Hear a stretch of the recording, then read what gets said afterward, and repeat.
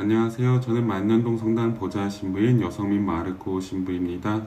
오늘은 연중 제16주일 조부모와 노인의 날입니다. 말씀을 먹어라 함께 시작하시겠습니다. 농사를 하는 곳에 보면 해충도 있고 해충도 존재합니다. 그러나 해충을 없애기 위해 농약을 뿌리면 도움을 주는 익충도 죽게 됩니다. 익충을 비롯한 해충이 죽은 땅에서 자라나는 수확물은 우리에게 어떤 영향을 끼칠지는 모르겠습니다. 때로는 편리함과 간편함을 추구하며 지켜야 할 것도 함께 없애기도 합니다.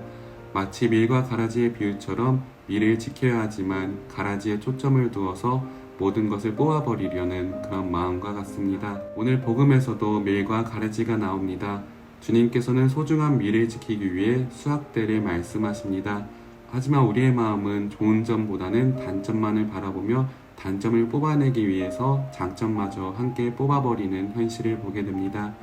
잠시 침묵 가운데 우리 가운데 주님의 말씀이 잘 뿌려질 수 있도록 잠시 묵상하시겠습니다.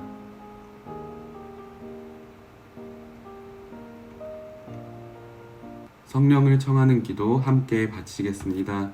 성부와 성자와 성령의 이름으로 아멘. 말씀은 내 바로 곁에 있고 내 입에 있고 내 마음에 있다. 주님 성령의 빛으로 저희 눈을 여시어 주님의 길을 보게 하시고 저희 귀를 여시어 생명의 말씀을 듣게 하소서. 아멘. 오늘 복음 말씀 함께 경청하시겠습니다. 그때 예수님께서 비유를 들어 군중에게 말씀하셨다. 하늘나라는 자기 밭에 좋은 씨를 뿌리는 사람에 비길 수 있다. 사람들이 자는 동안에 그의 원수가 와서 밀 가운데 가라지를 덧뿌리고 갔다. 줄기가 나서 열매를 맺을 때 가라지들도 드러났다. 그래서 종들이 집주인에게 가서 주인님, 밭에 좋은 씨를 뿌리지 않았습니까? 그런데 가라지는 어디에서 생겼습니까? 하고 묻자 원수가 그렇게 하였구나 하고 집주인이 말하였다. 종들이 그러면 저희가 가서 그것들을 거두어낼까요? 하고 묻자 그는 이렇게 일렀다. 아니다. 너희가 가라지를 거두어내다가 밀까지 함께 뽑을지도 모른다. 수확 때까지 둘 다 함께 자라나도록 내버려 두어라. 수확 때에 내가 일꾼들에게 먼저 가라지를 거두어서 단으로 묶어 태워버리고 밀은 내 곡간으로 모아들이라고 하겠다. 먼저 말씀 알기 배경 지식입니다. 우선 우리가 들은 마태복음 13장 24절에서 30절은 하늘나라에 대한 밀과 가라지의 비유입니다.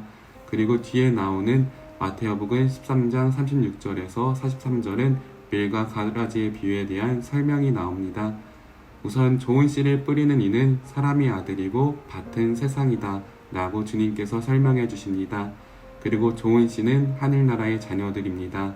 반면에 가라지는 악한 자의 자녀들입니다. 가라지를 뿌린 원수는 악마이고 이 가라지와 밀을 구분하는 기점은 수확대입니다. 수확대는 세상 종말이고 이 수확물들을 거두러 오는 존재들은 천사들, 일꾼들이다 라고 전하고 있습니다. 배경지식 알기 밀과 가라지입니다. 성 크로마티우스는 주님께서는 악마가 자는 사람들 가운데 가라지를 뿌린다고 알려주십니다 라고 전합니다. 악마가 자는 사람들이라는 부분에서는 태만으로 말미암아 무기력증에 빠진 듯 불신앙에 정복되어 거룩한 명령을 받는 순간에도 잠에 빠진 사람들이라고 전하고 있습니다. 신앙이 있지만 신앙에 대해서 성찰하지 않고 그저 흘러가는 대로 살아가는 사람들, 마치 잠을 자고 있는 모습과 같은 사람들을 전하고 있다라는 생각이 듭니다. 따라서 주님께서는 많은 복음 내용에서도 깨어있어라 라고 말씀하십니다. 우리도 밀을 지키기 위해서 우리 가운데 밀이 자라나기 위해서 언제나 깨어 준비해야 합니다. 가라지에 대해서 말씀드리면 팔레스티나, 레바논, 시리아, 지중해 연안 등의 원산지로 보리나 밀밭에 섞여서 자라는 잡초라고 합니다. 서구에서는 동밀, 중국에서는 피라고도 이야기합니다. 이 가라지는 유독식물이며 가축이 먹으면 중독을 일으키는 일이 있기에 독보리다 라고도 말했다고 합니다. 가라지는 다른 잡초와 달리 열매가 맺어도 떨어지지 않고 그대로 붙어있기에 추수 때가 되면 식별이 가능하다고 합니다. 하지만 성장기에는 농부들도 쉽게 구분하지 못한다고 합니다. 추수 때가 돼야 비로소 밀과 가라지를 구분할 수 있다라고 합니다. 이 밀과 가라지에서 이 가라지는 우리 안에서도 존재할 수 있다라는 생각이 듭니다. 하지만 우리가 너무 성급하게 뽑아낸다면 나의 좋은 점을 바라보지 못하고 함께 거두어낼 수 있다라는 생각이 듭니다. 그림을 보시면 사람들이 십자가를 다리 삼아 절벽을 건너가는 모습을 보실 수 있습니다. 저는 이 그림이 마음 한편에 남습니다. 그 이유는 우리도 각자의 십자가가 있습니다. 그 십자가가 때로는 무거워서 던져버리기도 하고 때로는 무거워서 지레짐작 포기해버리기도 합니다. 저는 이 십자가를 오롯이 짊어졌을 때 죽음이라는 절벽에서 생명이라는 땅으로 넘어갈 수 있다라는 생각이 듭니다. 따라서 여러분들도 여러분들의 십자가를 미리 던져버리는 것이 아니라 그 십자가가 짊어지고 있는 쓰임새 언젠가의 그때를 기다리셨으면 좋겠습니다. 십자가가 다른 한편으로는 나에게 무거운 짐처럼 또 가라지처럼 여겨질 수도 있습니다. 하지만 그것을 미리 던져버리고 뽑아버린다면 내가 훗날 필요한 순간에 또 주님께서 말씀하신 그 때에 건너갈 수 없을 것입니다. 종말 심판에 대한 유다인들의 인식입니다. 유다인들은 산성벌악이라는 그 생각을 기존부터 가지고 있었습니다. 하느님께서 위로한 사람에게는 보상을 주시고 불의한 사람에게는 벌을 내리시리라는 사고를 갖고 있었습니다. 고통과 박해 가운데에서도 종말에 하느님께서 정당하게 보상해 주실 것이다 라는 믿음을 짊어지고 있었습니다.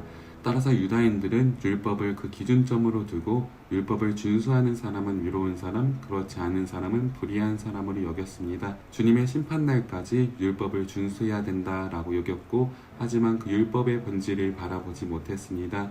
율법의 본질은 하느님 사랑과 이웃 사랑이라는 것을 여러분들도 익히 아실 것입니다. 하지만 유다인들은 613개의 조항을 만들면서 해야 될 것과 하지 말아야 될 것을 구분짓습니다. 그러면서 사람들에게도 하지 말아야 될 것을 강요하면서 사람들의 자유와 또 사람들이 주님께 향하는 그 사랑의 길을 가로막기도 하였습니다. 그러다 보니 유다인들은 소수에게만 그 구원이 정해져 있다라고 바라보는 선민 사상에 갇히기도 했습니다. 하지만 심판은 두려움에 사로잡히게 하려는 것이 아니라 살아가면서 본질적인 것이 무엇인지 시야에서 놓치지 말라고 전하고 있습니다. 생애의 마지막까지 중요한 것은 늘 주님의 심판을 기억하고 주님 안에서 하나가 되기 위해 준비해야 된다라는 것입니다. 종말에 대한 사고는 하느님 안에서 살아온 과거의 유미를 부여하게 해줍니다. 또한 하느님 안에서 현재를 더욱 풍요롭게 살라는 초대가 되어줍니다. 그리고 미래를 하느님께 온전히 맡겨드리게 합니다. 따라서 종말은 나의 과거가 하나의 짐이 아니라 주님께서 주신 십자가를 잘 짊어지고 왔음을 보여주고 있으며 나의 현재는 주님께서 주신 선물을 찾아갈 수 있다라는 것입니다. 그리고 나에게 주어진 미래는 주님의 말씀과 계명을 잘 따라 살아갔을 때 누리게 될 보상이 있다라는 것입니다. 무엇보다 제가 말씀드리고 싶은 것은 생명이 있는 존재는 모두 죽음이라는 최고의 가능성 앞에 놓여져 있습니다. 하이데거라는 사람이 이야기했던 부분입니다. 하이데거는 모든 생명은 최고의 가능성인 죽음을 향해 달려가고 있음을 전합니다. 그러나 우리는 죽음보다 더 중요한 것이 있습니다. 죽음보다 중요한 것, 그것은 우리의 생애이고 우리의 삶입니다. 우리가 이 삶을 그저 살아가는 것이 아니라 이 삶의 이유를 찾고 목적과 존재 이유를 찾는 것, 그것이 참 중요하다 여겨집니다. 따라서 우리의 삶이 그저 죽음으로 향하는 것이 아니라 사랑으로 향할 때 모든 것을 극복하고 이겨낼 수 있습니다. 우리가 삶을 죽음으로 그저 바라보는 것이 아니라 하느님께서 주신 선물을 찾아가는 것, 그 선물을 서로 나누는 것, 그것이 진정한 삶의 의미를 밝혀줄 것입니다. 따라서 사랑으로 우리는 결실을 맺고 주님 안에서 사랑 자체이신 분과 하나가 되는 것입니다. 주님과 하나가 된다는 것은 유한한 생명을 지닌 존재가 영원한 생명의 존재와 하나가 되는 것입니다. 그래서 우리가 심판의 날을 두려워하는 것이 아니라 심판의 날을 설레고 기다렸으면 좋겠습니다. 우리가 삶의 끝에 주님께 어떠한 곡식을 드릴지는 잘 모르겠지만 지금처럼 사랑으로 살아간다면 온전한 곡식을 드릴 수 있을 것입니다. 말씀 소화하기 살아가기입니다. 사랑의 결실과 사랑의 심판, 이것은 저는 설렘의 순간이었으면 좋겠다라는 생각이 듭니다. 가라지와 미래 뿌리가 엉켜있는 것처럼 지상의 여정에 있는 우리의 인생도 서로가 엉켜 있습니다. 좋은 점도 있고 때로는 어려운 점도 있다라는 생각이 듭니다. 비록 내 마음에 들지 않을지라도 내가 거두어 버린다고 하면 나의 소중한 모든 것도 함께 거두어낼 수가 있습니다. 심판은 내가 하는 것이 아니라 주님께서 하실 것이고, 수확도 내가 하는 것이 아니라 주님의 일꾼들을 통해서 주님께서 그 수확물을 보실 것입니다. 따라서 내가 임의로 내 마음에 들지 않는다고 가라지와 밀을 구분하지 않으셨으면 좋겠습니다. 또한 내 안에도 가라지가 있다라는 것입니다. 우리 안에는 좋은 것들이 많이 있지만 때로는 안 좋은 한 가지로 좋은 9가지를 가려버리기도 합니다. 그래서 내가 내 모습이 싫다고 그저 뽑아버리고 던져버리는 것이 아니라 한데 잘 묶어서 정리하는 것, 그것이 반복이 됐을 때 내 안에 좋은 밀이라는 곡식들이 있을 것입니다.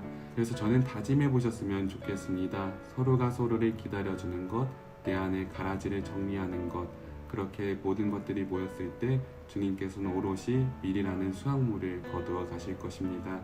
대나무는 자라는데 5년이 걸린다고 합니다. 그런데 대나무는 5년이 될 때까지 땅에서 나오지 않습니다. 그저 땅 밑으로 뿌리를 깊숙이 내리면서 자신의 시간을 기다립니다. 그리고 대나무는 새싹이 돋는 순간 5주 만에 27m가 자란다고 합니다. 우리도 때로는 바로 보이는 신앙만을 쫓고 있는지 돌아보셨으면 좋겠습니다. 나의 신앙이 자라지 않고 있다고 여겨진다면 더 깊게 뿌리를 내리고 있음을 기억하시길 바라겠습니다. 저는 미사예물을 봉헌할 때 그저 봉헌금을 봉헌하는 것이 아니라 삶을 드렸으면 좋겠습니다. 한 주간 나 이렇게 살았어요. 한 주간 잘 살았어요. 한 주간 괜찮았다 해주세요. 라고 말씀하시면서 한 주의 삶을 주님께 드리셨으면 좋겠습니다. 그렇게 나의 한 주를 돌아본다는 것, 또 나의 하루를 돌아본다는 것, 그것은 주님께 깨어있는 것이고 악마가 네 안에 가라지의 씨앗을 뿌리지 못하게 하는 그런 보호막이 되줄 것입니다. 주님께서 나의 단점, 부족한 가라지를 보시는 것이 아니라 내 안에 좋은 점, 다른 이에게 행복을 줄 수 있는 그런 미래를 보고 계신다는 것을 기억해 주셨으면 좋겠습니다. 주님께서도 나의 장점만을 보시고 나를 살리려고 하시는데 때로는 내가 나의 단점으로 나를 죽이고 있지 않은가 살펴보셨으면 좋겠습니다. 마친 기도하겠습니다. 성부와 성자와 성령의 이름으로 아멘. 말씀은 내 발의 등불이요 나의 길의 빛이옵니다. 주님, 저희가 성경을 생명의 말씀으로 믿고 기도하며 살고 선포하게 하시어 언제나 성령 안에서 평화와 기쁨을 누리게 하소서. 아멘. 성부와 성자와 성령의 이름으로 아멘. 이번 한 주 행복하시길 바라겠습니다. 감사합니다.